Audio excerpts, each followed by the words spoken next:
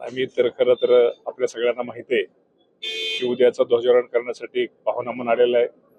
निश्चित प्रकारे आपण जे म्हटलं बीडचं वातावरण आणि बीडचं वातावरण तुम्हाला सर्वांना माहिती आहे की आता कायदेशीर प्रक्रिया ही संपूर्ण चालू आहे आणि ज्या काही गोष्टी झाल्या त्या चुकीच्या झालेल्या आहेत.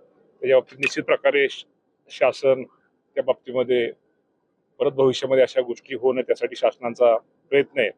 आणि मला वाटतं आता बीड आपण हळूहळू बीडची परिस्थिती मला वाटतं थोडी थोडी सुधारते. आरोपींना फाशी झाली पाहिजे. मात्र दुसरीकडे धनंजय मुंडेंनी राजीनामा दिला गेला पाहिजे असं भाजप आमदार सुरेश धस म्हणतात.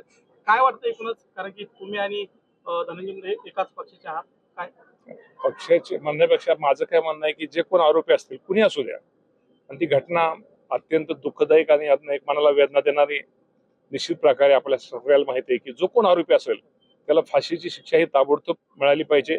त्या मताच्या मी सहमत आहे. खरंच फाशीची शिक्षा त्यांना मिळाली पाहिजे. कोणीही असला, किती मोठा आरोपी असला, त्याला सोडलं गेलं नाही पाहिजे. राजकारण केलं जातं का या घटनेत?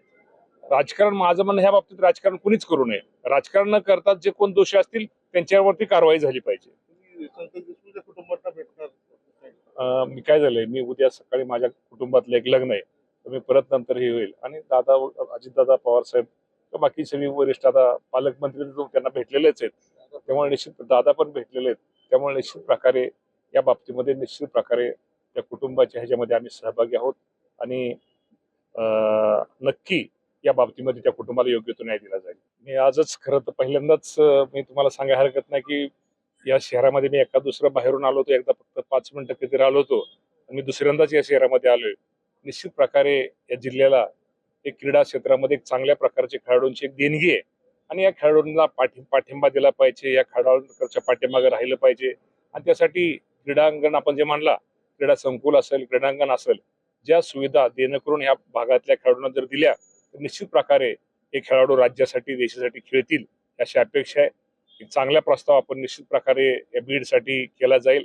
आणि अजितदादा पवार साहेब हे आता पालकमंत्री असल्यामुळे निश्चित प्रकारे आपल्या सगळ्यांना आपण त्याची कल्पना केली नसेल अशा या जिल्ह्यामध्ये सुधारणा भविष्यामध्ये होतील. आम्ही तर खरं तर आपल्या सगळ्यांना माहिती आहे की उद्याचं ध्वजारोहण करण्यासाठी एक पाहुणा म्हणून आलेला आहे.